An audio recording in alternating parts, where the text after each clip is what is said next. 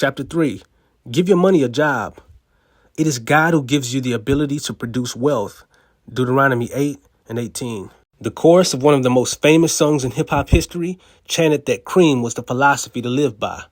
CREAM being an acronym for Cash Rules Everything Around Me, with the rest of the chorus saying, get the money, dollar dollar bill, y'all.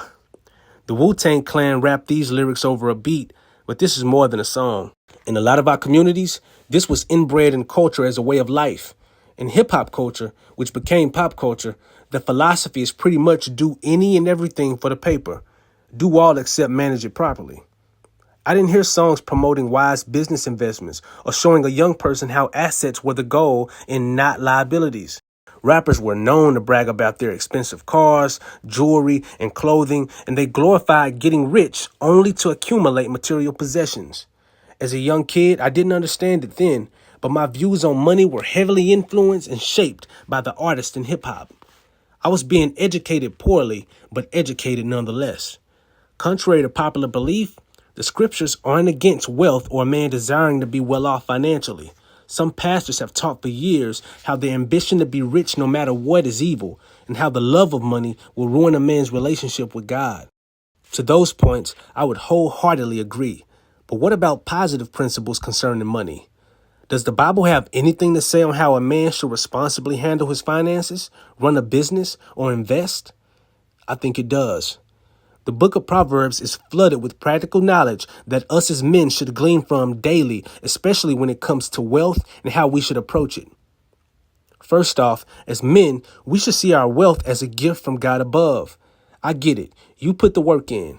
You hustled from sun up to sundown. You got the degrees behind your name or that certification in that field. Society says if you earned it, you're entitled to spend money the way you choose. Scripture disagrees. In Proverbs chapter 3, the writer says, honor the Lord with your wealth. Without even reading further, the idea that the wealth we build for ourselves can be used as we see fit is dismantled. If we are to be men who live to please God in everything, honoring God with our wealth will be a priority, which means I can't do with it what I want when I want. We will become more conscious and intentional about where our money goes because in the end, we desire to honor the Lord who gave it to us in the first place. I believe far too often people forget the Lord when they get to a certain point financially. They start from the bottom, and while they are there, usually they are clothed in humility, praying that God will see them through and raise them from the ashes of poverty and brokenness, only to get what they prayed for and forget the Lord who got them there. In Deuteronomy 8:18, God warns the Israelites of forgetting him when they were well off, saying, but remember the Lord your God, for it is he who gives you the ability to produce wealth and so confirms his covenant, which he swore to your ancestors, as it is today. He warns them, just as he warns us today, to remember. We must keep the Lord and what he's done for us at the forefront of our minds, because remembrance of his faithfulness is fuel for our drive in glorifying God each and every day. Faithful stewardship is also highly stressed throughout the Proverbs. In the 21st chapter, we read, the plans of the diligent lead to profit, as surely as haste leads to poverty. Proverbs 21:5. Proverbs 12:11 agrees by saying, whoever works his land will have plenty of bread, but he who follows worthless pursuits lacks sense. In both of these passages, we see the principle is the same, which is this: profit follows behind the diligent. Scripture never says that wealth is reserved for Christians only, or that non-believers are the only ones who can thrive in business. Money doesn't care about your religious affiliation. The ground responds to the seed sown, not the sower.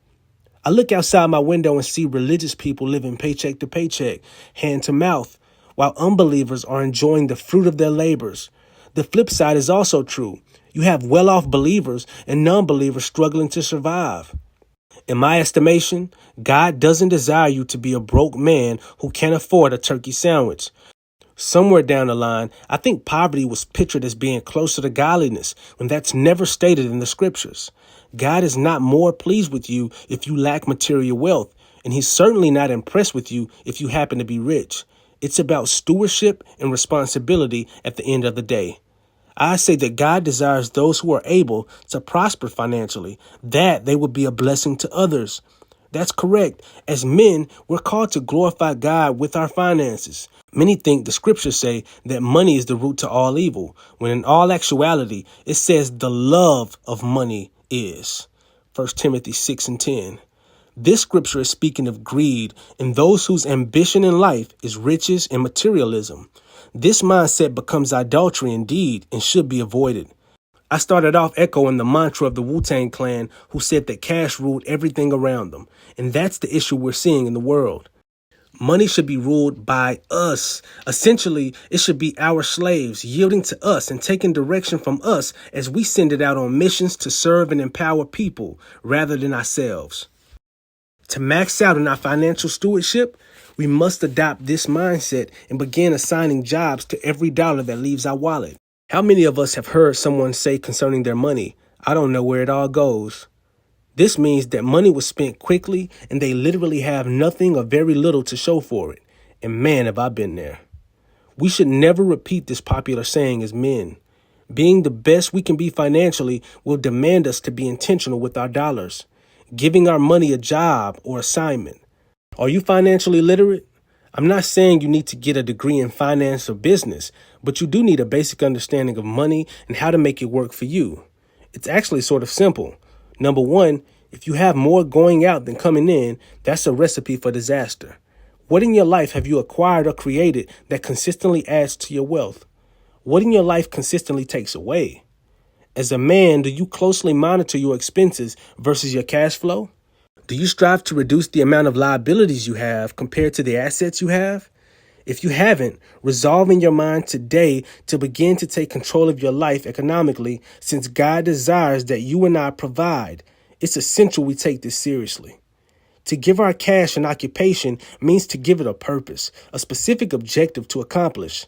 For example, many give 10% of their earnings to their local churches in what we call a tithe of their income. That is, they assign 10% of their money to assist their local houses of worship with whatever they might need. All of us get a check from an employer, or we might even pay ourselves as business owners. Either way, when we receive funds, we pay bills with some of it, we fill our gas tanks and refrigerators, and do our laundry. These essential things demand our money, but many things do not. Yet we give liberally to them as well. How many of us are keeping the lights on at the Miller Lite warehouses?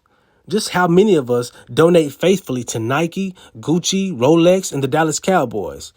God isn't against us enjoying entertainment or name brand clothing, but as Lord of our lives, which means master, he does have a will for us who've been blessed to accumulate earthly resources. Brothers, we won't fulfill the will of God in our lives if we are foolish stewards of our money. It's really that simple. Let's make it our goal that along with those Jordans that we bought, next to it on our bank statements, let's have the Salvation Army listed as well. Giving liberally to St. Jude's Children's Hospital more than we give to our local sports bar should be an aim for us. That sounds kind of weird, doesn't it? Again, I understand that the idea of answering to anyone about how we spend our hard-earned dollars is countercultural, but God isn't just someone. He's our creator and sustainer, and to him, we owe it all. Outside of big charities, there's people in our own families who could use our assistance. How about that uncle of yours who fought in Vietnam? You know he struggles with his rent and medical bills and could use some assistance. I'm sure a single mother who's struggling to make ends meet isn't far from any of us, unfortunately. But we can't find them if we don't search them out. It takes intention. If you fail personally to make the best use of your money, you won't be able to bless those around you. If you happen to be one of those who is blessed with health, strength, and a sound mind, there is no reason why your mindset shouldn't be to maximize your hustle to the glory of God. Here's a couple ways to begin doing just that. I think a great place to start is showing your dependence and trust in the Lord as your provider by giving to him and his work first, before you focus on anything else. I quoted the first half of Proverbs 3 earlier, which began by saying, "Honor the Lord with your wealth." The next part of the verse tells us how we honor him. It reads, "Honor the Lord with your wealth, with the first fruits of all your crops. Then your barns will be filled to overflowing, and your vats will brim over with new wine." Proverbs 3, 9 and 10. Do you catch the principle in this passage? We honor the Lord with our wealth by putting him in first place. When we prioritize him and his agendas over our own, it shows the Lord where our heart is. It also tells him that we trust him over all and acknowledge him alone as our provider. When you and I make a commitment to prioritize the Lord and trust in him, he will continue to provide for us according to his will, and he will not allow his name to be maligned. David said that he had never seen the righteous forsaken. We have to believe that God has us. Doesn't mean that if you give to your church, you'll be rich or that there's a certain amount that you should be contributing. Trust me, I don't agree with the name it, claim it, televangelist that we see begging people for money in exchange for the blessings of God. I do, however, believe if we set God apart and give him the spot that he deserves, the first spot in our finances, he will prove himself faithful and you won't lack those things that you need in his will. The next thing we can begin doing is being more purposeful in our stewardship with our families in view, understanding that we've been called to provide for those under our charge. 1 Timothy 5:8. Regrettably, I remember in my mid-20s picking up a gambling habit that enslaved me for a short while. It simply began with me winning on a couple sports parlays, nothing major. But anyone that's been in the gambling world knows that winning early is dangerous because it fools the mind to believe that winning is the norm when that's far from the truth. Like clockwork, I began losing more than I won, and before I knew it, I was in the hole, often losing hundreds at a time in big chunks. In that span, I failed to provide for my wife and children like I should have, which almost led to us getting evicted from our house that we were renting at the time. I confessed my guilt to my wife, and she forgave me, and I haven't gambled since. By the grace of God, we made it through that rough season in our marriage. God blesses us with the strength to gain wealth. He opens doors for us in our career fields, and he brings opportunities to prosper us. But what he doesn't do is manage money for us. We must practice self-control using wisdom and understanding if we desire to be fruitful. Think about it practically for a moment. When it comes to our diet and exercise, we understand that praying won't help us get in shape. If our desire is to lose weight and maximize our bodies, we would understand that asking the Lord to burn the weight off of you would be a waste of time if you're eating donuts and pizza every day. No, sir. Many times a person being overweight isn't the problem, but a symptom of some other problem, and whatever that is should be the focus of improvement. In the same way, why do so many pray to God to fix their finances when they aren't managing the money they have correctly? God can't fix you spending money foolishly. That's something that's in our power to change, and we must begin to understand that. I learned the hard way that if I didn't give my dollars a job, if I wasn't intentional in my spending, from going out to eat to buying those Pumas at the mall I liked, I was being a poor manager of the wealth God empowered me to get. So honoring God first and providing for those in our immediate care are crucial. But to add a third point to ways we can glorify God with our money is investing in something that will outlive us and continue to serve others after we die. In Luke chapter 12, we find the familiar parable of the rich fool. He accumulated so much wealth during his earthly life, which isn't evil in and of itself. However, after his last successful harvest that produced bountiful crops that he didn't have room to store, he came up with a plan. His idea was to simply build more storage for himself and kick back and take it easy as he enjoyed his abundance and good fortune.